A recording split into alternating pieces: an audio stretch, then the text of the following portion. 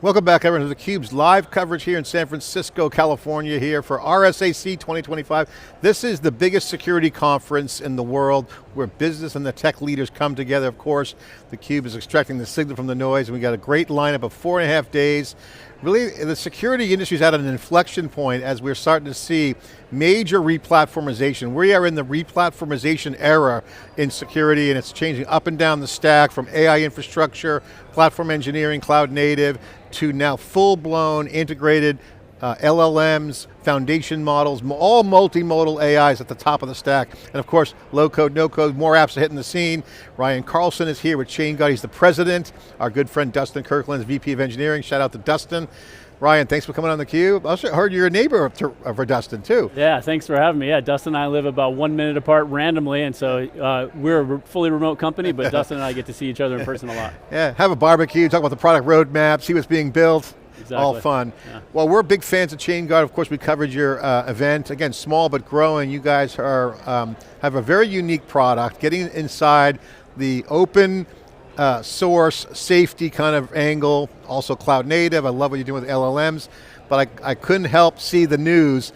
I had to write it down. $365 million raise, Series D funding round at a huge $3.5 billion valuation, huge validation to what you guys are doing. Congratulations on the news. How you feeling? Pretty good. That's Thanks. president. Yeah, you know? No, I appreciate it. Thanks. Yeah, in many senses that is validation of what Chainguard has, but in just as many senses it's a validation of what we have in front of us, that we now have a big opportunity in front of us. We're just getting started and the extra funding certainly helps. It's like sports, you get that victory, you got another game, another round to go. Yes. Every time you do a milestone, it's just the start line, celebrate, but then move on, get ready for the next milestone. Talk about the funding and how that relates to kind of where you guys are at. Take us through, one, the market you're targeting and where the business is at right now. Yeah, well, Chainguard is riding a couple of massive waves. First, anybody that's using open source software can be made better with Chainguard, and anybody who cares about keeping their company secure can be benefited by Chainguard. And so obviously that's every company on the planet. Our customers range from Series A startups building AI applications to Fortune 500 pharmaceutical and healthcare companies. It's the US federal government in multiple different divisions, it's software companies, security companies. So for us, what we're really doing with the additional investment is trying to get this product and technology into every company's hands. They can all benefit from it. Now we have more investment to take it to them. So you got a huge TAM. Yes. Great market opportunity, hence the interest from the investors. You know, back in the old days of open source, the only real kind of pain in the butt thing you had to worry about was, which license am I using? How's that going to impact my valuation? But now the security piece, because of the mainstream of whatever generation you want to call it, 5th, 6th, 10th, open source now is standard on all builders are using open source. The foundation models, all the AI models, highly accelerated with open source. Cloud native, maturing, still open source. Where's the security angle on that? How did this all get started? What was did you guys come in from we want to make the code secure? Was it coming in from the platform side? What was the core problem that you guys narrowed in that people were having? Yeah, open source software is the most secure version of software because you have communities behind it, many organizations using it. So it's the most secure software out there, but it's not perfect. And so Chainguard's origins, we built our initial product that gave people visibility and insight into their software supply chains. And that visibility and insight was valuable to everybody, but everybody we brought that first product to said, this is great, but I have a bigger problem. How do I fix this? Visibility is important, but actions was a bigger concern for them. And so, you know, sometimes startups go through a pivot. I wouldn't describe what we went through as a pivot, it's more of a deeper insight. We realized with the DNA of the founders and the early engineering team and the technology team that we've built, we know Kubernetes, one of our co-founders, one of the co-creators of Kubernetes. We know distroless architectures, we know open source software and how it's built and the nuances of packages and libraries and dependencies.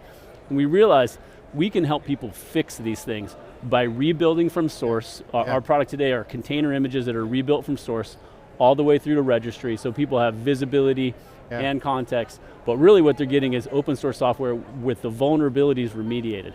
And that led to a really deep insight. Most security solutions maybe come at the expense of speed, or most innovative solutions come at the expense of security and risk. we feel like we can solve a security problem and help companies go faster because we're doing work on their open source software that they would have had to do themselves. You know, Ryan, one of the things that you bring up that I want to point out, and we'll love to get your thoughts and reaction to, is you guys are really kind of solving the open source at scale problem. Right.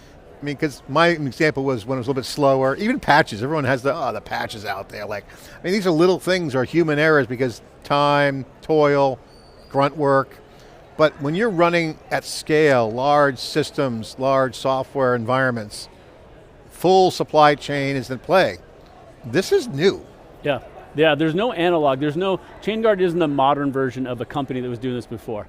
We sometimes say, we are competing with hundreds of thousands of engineers. They're employed by our customers whose engineers are spending time in ways that we don't think they should anymore.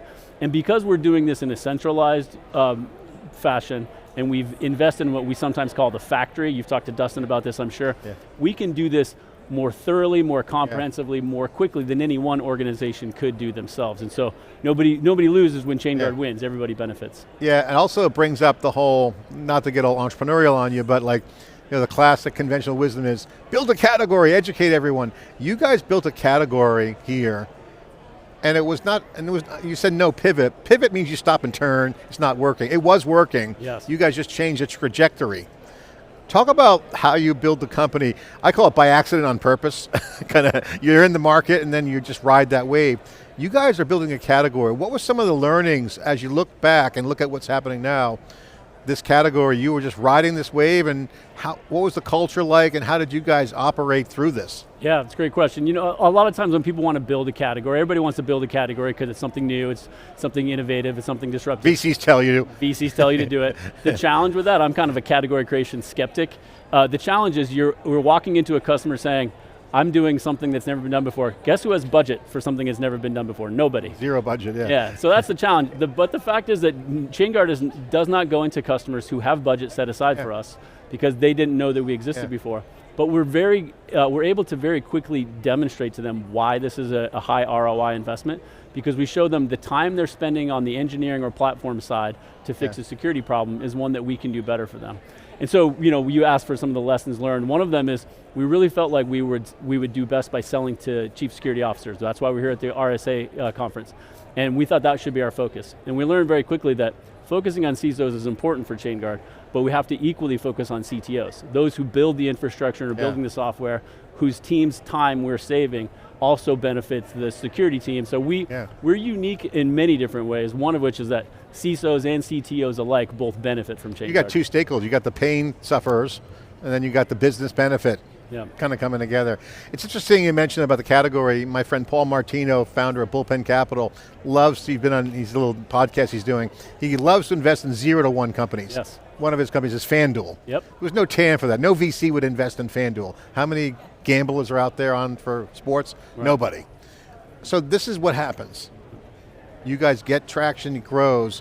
Now that you got the funding, you guys went from 0 to 1, now you got growth. You got 2 markets. You get the cloud native, kind of the pain sufferers, and now you're getting into the security conversations, which is big money, big stakes as well. I mean, operational production is big stakes too, but breaches are greater than production, I would say. Some people might debate that, but you're now in 2 worlds. What's that like? How are you guys how are you threading that needle? There's no magic quadrant for a new category. Maybe there will be. Yeah. What's it like? What are you guys doing? We believe, fundamentally we help customers build software in a better way.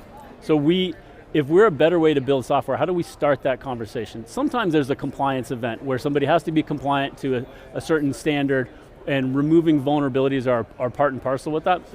That's a very easy way for us to start that discussion.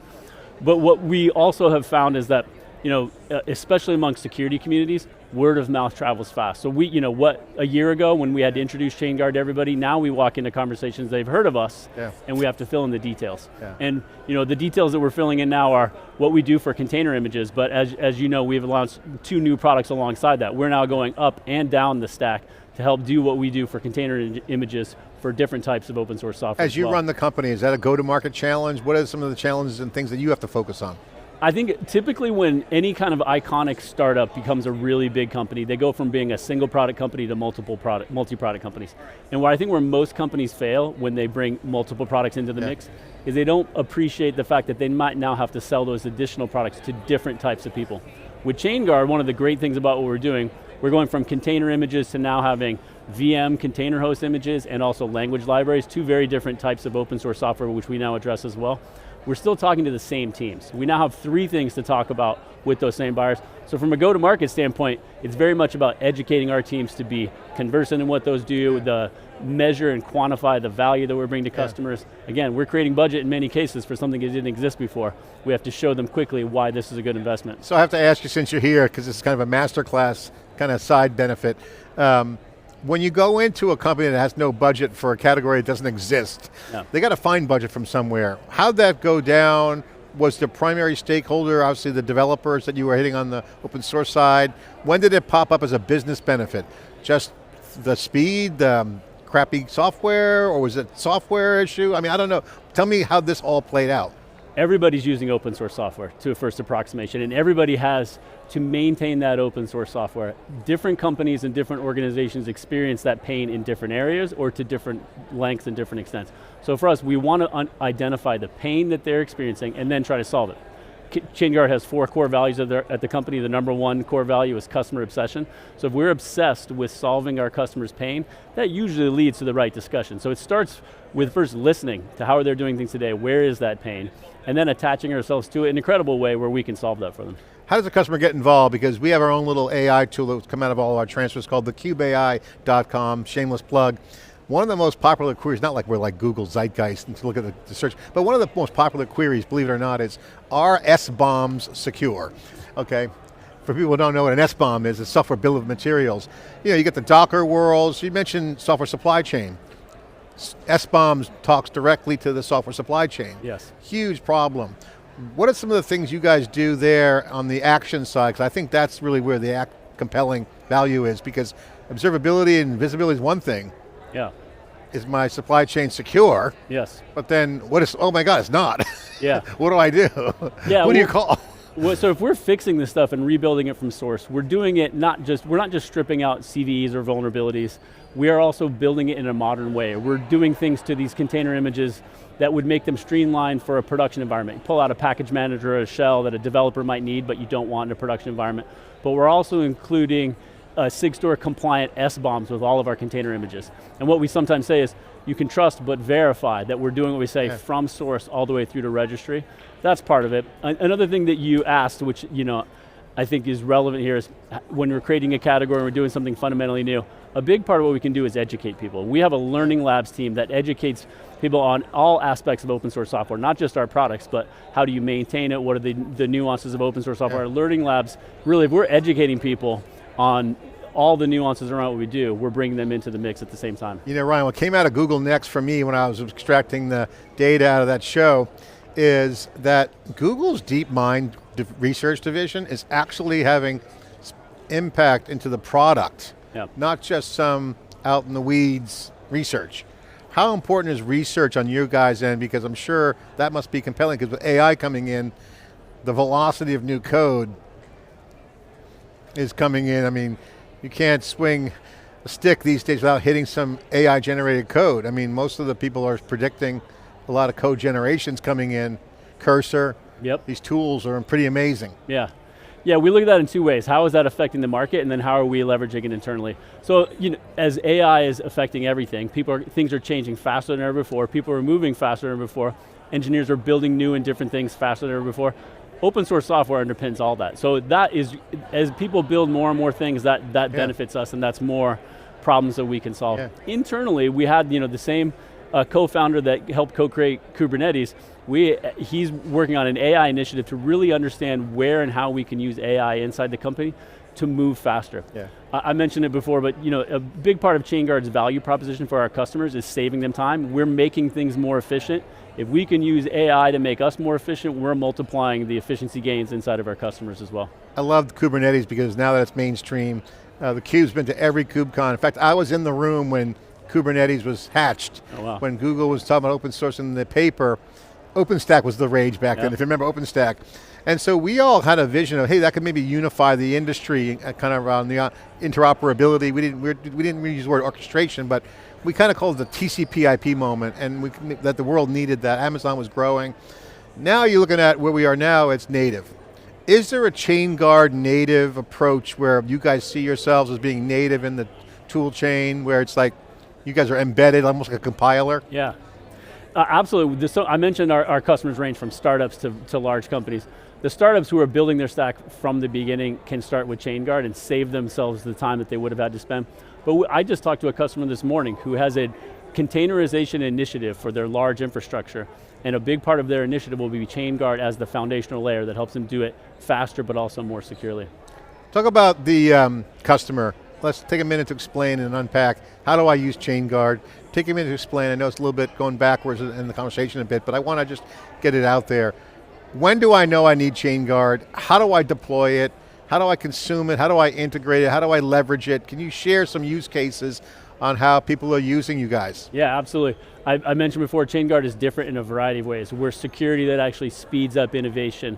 We're security that helps save engineers time and can pay for itself in engineering productivity. Usually those things are at odds.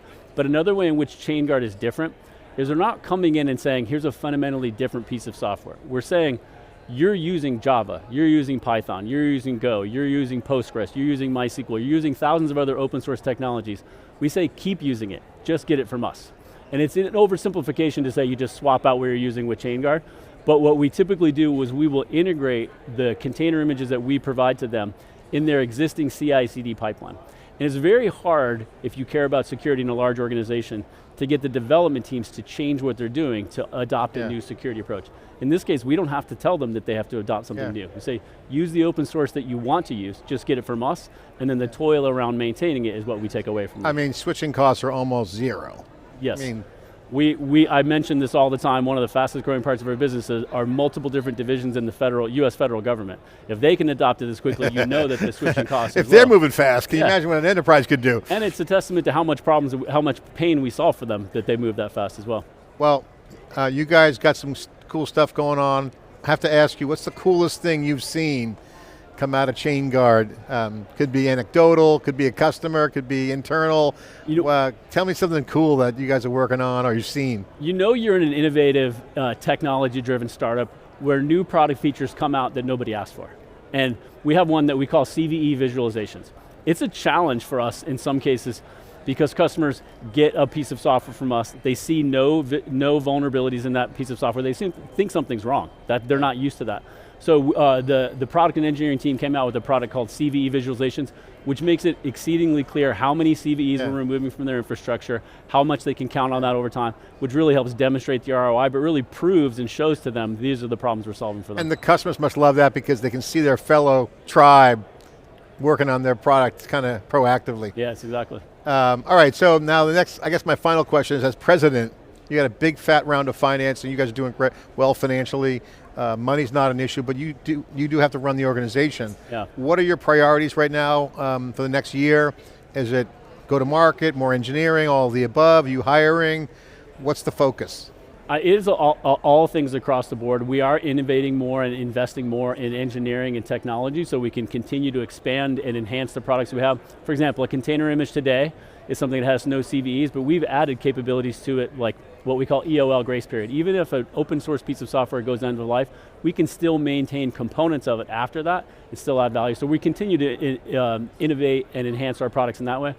But certainly, if we believe that every company and every organization on the planet can be made better with Chainguard, we have to have people who can serve them. So that's marketing, that's sales, that's the customer success team that helps them get up and running and deployed and live and using the product. We're very proud of the fact that